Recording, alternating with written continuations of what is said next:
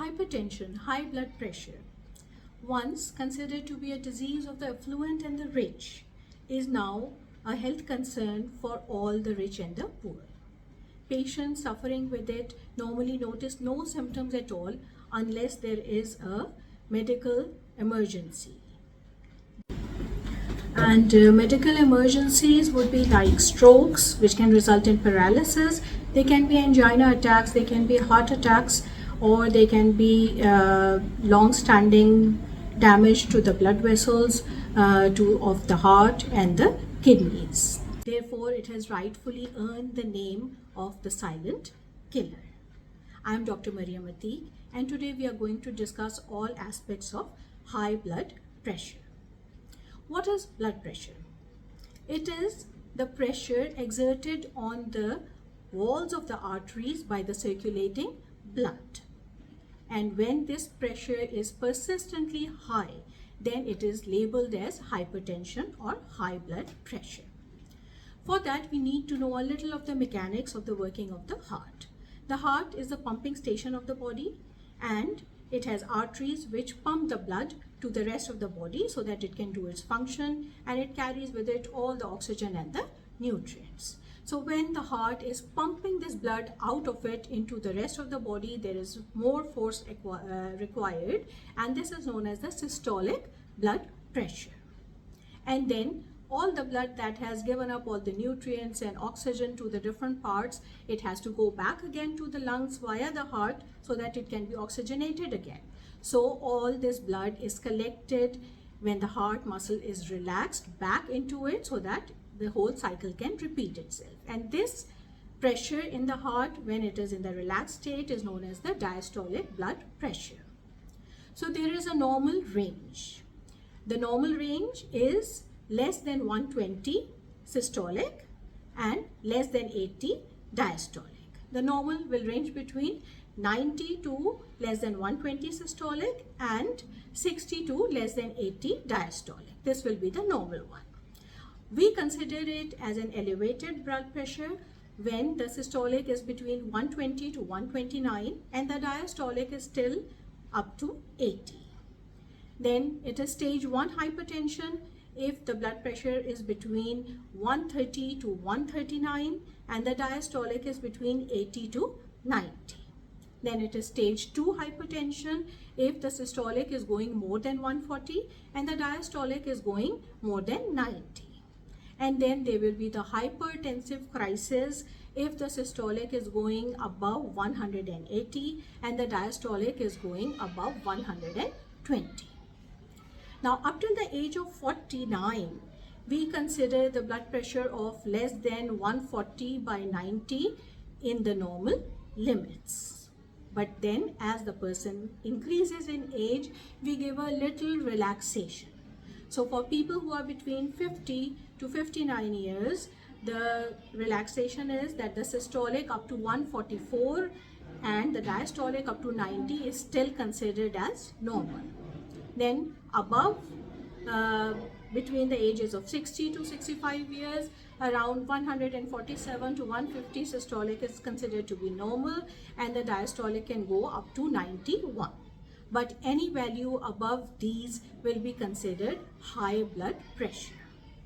So we said that normally it is asymptomatic, so people don't know about it. But sometimes some people exhibit symptoms.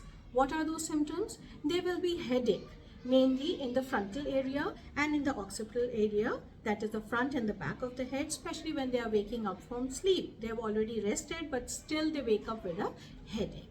So there is no other way but to have it checked. The apparatus is available. You can go to a doctor, get it checked. You can buy the apparatus and learn to use it at home also. Then there can be lightheadedness. Then due to the increased pressure in the arteries, there can be a pounding sensation in the ears, as if the blood is pounding in them. Then there can be altered vision. There can be vertigo, feeling of dizziness, and then there can be fainting episodes. So if you're having any of these symptoms, please make sure to consult a doctor and get your blood pressure checked. And if you are symptom free, then too, after a certain age, you have to keep on getting your blood pressure checked regularly if there is a family history. So, what are the types? One type is when there is no known cause, and it is known as primary or essential hypertension. And there is the secondary type of hypertension, in which there may be an underlying cause. You may be suffering with other diseases such as diabetes, such as kidney problems, such as heart problems, or you may be having any pregnancy, which can all cause a load on the body. Then there can be the Cushing syndrome. That is another topic for another day. But if you have any of these medical conditions, you can still have high blood pressure. So who is at risk? First of all, age. Initially, it was considered to be a disease of people more than 65 years of age, but now with changing lifestyles, younger and younger people are suffering with it, and now it is even in their 30s they may be suffering with it if their stress level is too high. I have seen patients even in their 20s who are suffering with high blood pressure without even any underlying problem. Then the genders. Normally, up to the age of 45, the males have a more chance of having high blood pressure than the females. Then after that, or after menopause, the chances of the females and the males having the same prevalence of high blood pressure is same. Then ethnicity, people belonging to a certain group, to a certain population, because of their genes, they have high blood pressure tendency.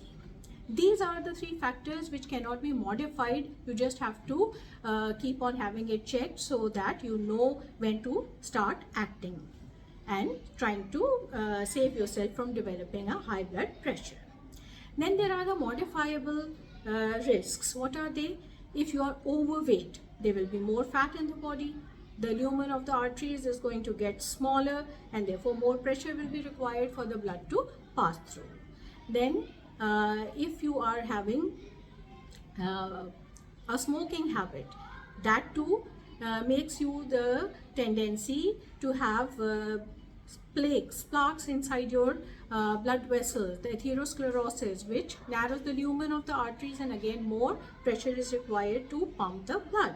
Then if you are into alcoholism, that can also be a factor which can increase your risk to have high blood pressure. Then again, we talked about the underlying diseases. If you have those, you can still have high blood pressure. Now, what can you do about it?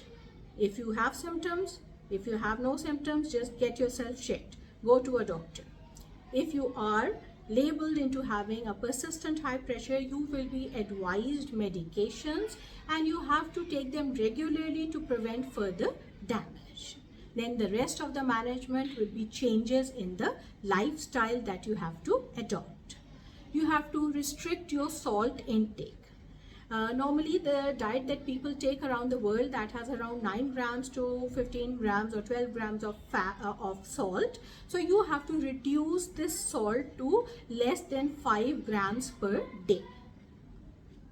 Then you have to decrease your alcohol consumption if you are using it to just not more than 2 drinks a day. You have to quit smoking. Again, we explained the reason, that it can narrow down the arteries by building up the fat deposits in it, and hence increase the blood pressure. Then you have to start exercising regularly. Why?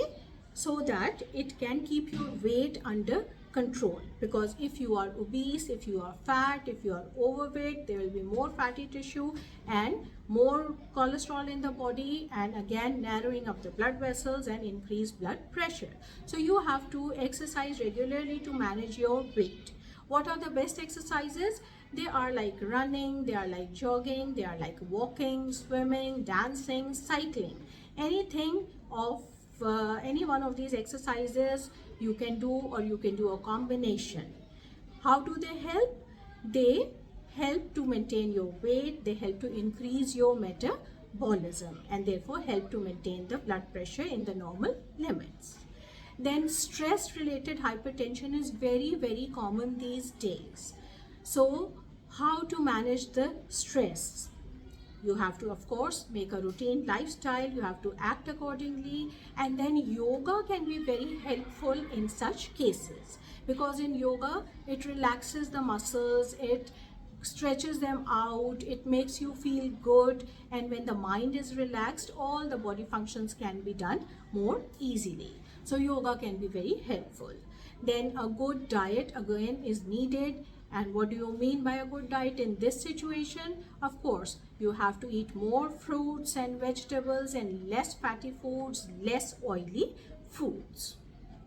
And then if there are any other underlying conditions, you need to get the treatment from the doctor.